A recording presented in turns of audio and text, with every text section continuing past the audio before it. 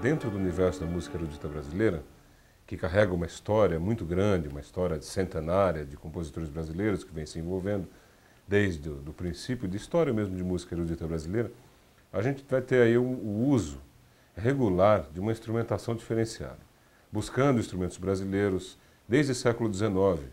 Isso vem caminhando de compositor a compositor. Nós vamos vendo o interesse dos compositores de música erudita brasileira em renovar a linguagem, de entender um processo que vem da cultura europeia, mas que a gente aqui encontra uma gama muito grande, um espaço muito grande de desenvolvimento dentro de instrumentos brasileiros.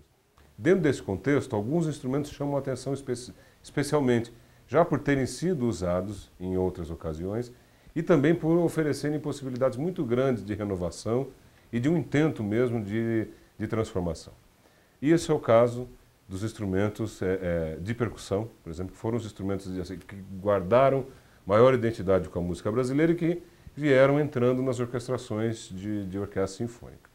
Dentro do universo percussivo brasileiro, a gente tem um mundo de instrumentos originários da África, de Portugal, das culturas indígenas e que foram se misturando e foram criando-se aqui novos instrumentos. E dentro desse universo surge um instrumento que eu acreditei num instrumento que pudesse me dar amplas possibilidades de criação. Esse instrumento é o berimbau.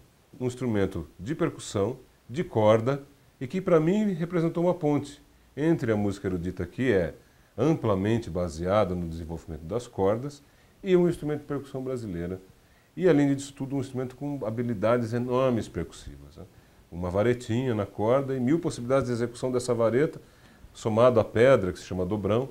Isso foi me excitando e eu fui tentando desenhar um instrumento que pudesse atender a minha necessidade de criação. Então, topei com a seguinte dificuldade. O berimbau é um instrumento que ele aproxima-se de uma afinação regular por se tratar de um instrumento de cordas, mas não tem afinação regular. Mas para o meu uso, a ideia de usá-lo criativamente, a ideia de usá-lo como um instrumento hábil para desenvolver as minhas ideias, eu comecei a pensar num instrumento que atendesse essa necessidade de uma afinação regular.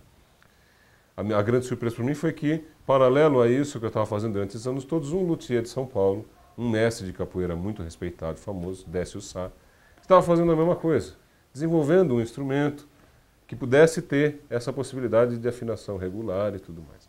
A gente se encontrou e aí eu consegui chegar no instrumento dele tudo o que eu estava realmente precisando. Aí eu consegui começar a desenvolver um método de escrita, inclusive, a partir do método de um grande percussionista brasileiro chamado Luiz da Anunciação, que escreveu um método de escrita para berimbau.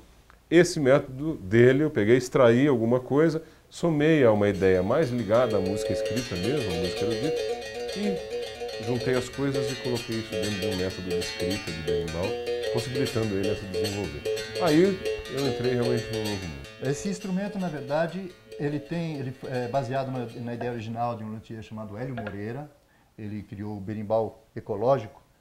Ele descobriu que era possível, através do processo de prensagem, trabalhar na mesma linha dos instrumentos formais. Então, ele trabalhando com contrabaixo, com guitarra, e da dificuldade de se conseguir boas vergas, boas biribas para a confecção de berimbau, ele chegou nessa configuração de verga. Só que o grande diferencial colocado nesse instrumento é a possibilidade da afinação. Quando eu tive contato com o instrumento, ele não soava, ele não tinha exatamente a alma do berimbau.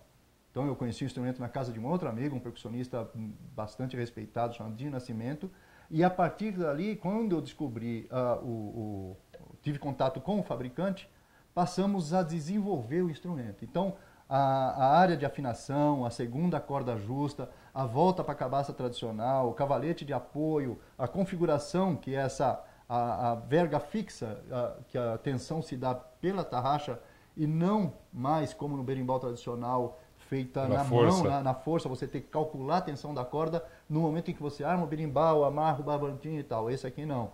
A gente busca afinação na tarraxa e consegue a segunda, na hora de modular a pedra, o dobrão, consegue a segunda nota justa. Então nós temos aqui um berimbau em condição de estar conversando, dialogando com os instrumentos formais.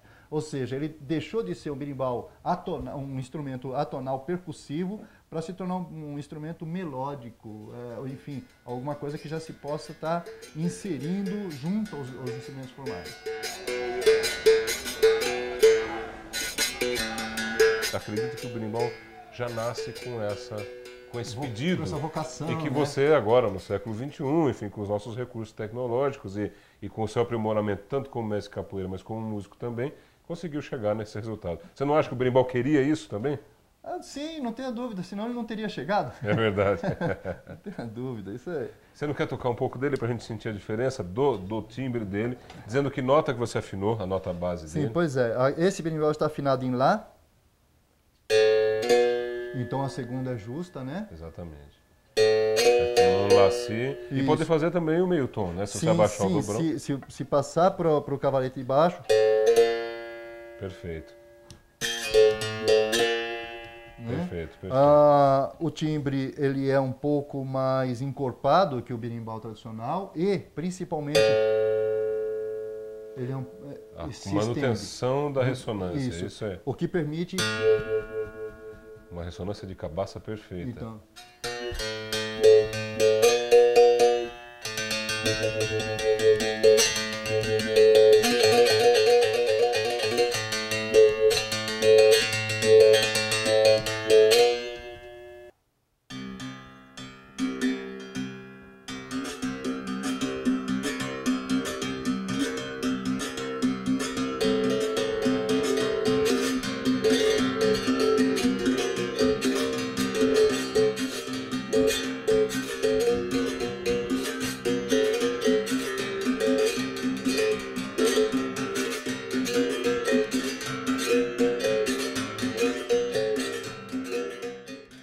O mundo hoje está buscando uma alternativa de um novo som e eu, conectado com isso, entendi que o berimbau e a percussão brasileira, especificamente, pode me dar esse caminho. E numa linguagem mais próxima do público, que também são hoje um grande problema da relação da música erudita. A música erudita, do meio do século XX para cá, ela veio perdendo público, assiduamente, porque tornou-se uma música muito racional, muito ligada a equilíbrio matemático e tal. Virou uma ciência quase. Então ela foi se distanciando um pouco do público. Hoje há uma retomada dessa música, mas a necessidade que o público entende de uma música erudita é que se comunique com ele. Essa é uma busca minha como autor. Uma música erudita que se comunique com o público. E o instrumento que vem, que tem essa origem popular, ele tem essa comunicação direta.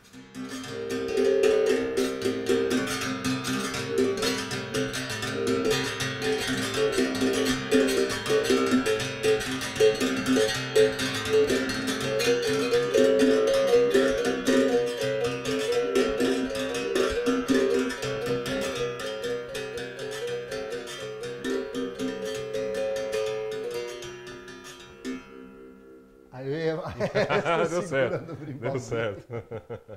O nosso projeto é um concerto de música de câmara que integra um conjunto maior de concertos, que são 7.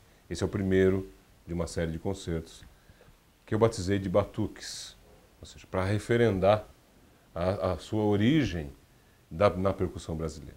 Então, o batuque número 1, isso é uma nomenclatura clássica de música erudita, está ligado a uma execução de um conjunto de 5 berimbaus, um quinteto de berimbaus, berimbaus de concerto, tocando afinados e tocando de modo independente, como um quarteto de cordas, por exemplo.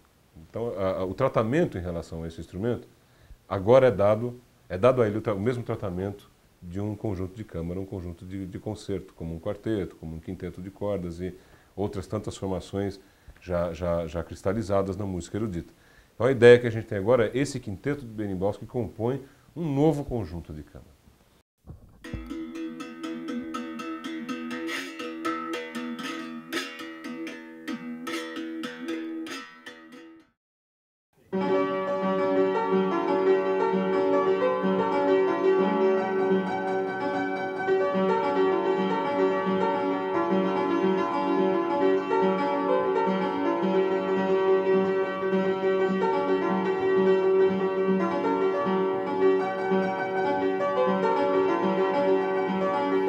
concerto que é dedicado ao berimbau. A ideia é que a gente consiga mostrar ali todas as suas habilidades, né?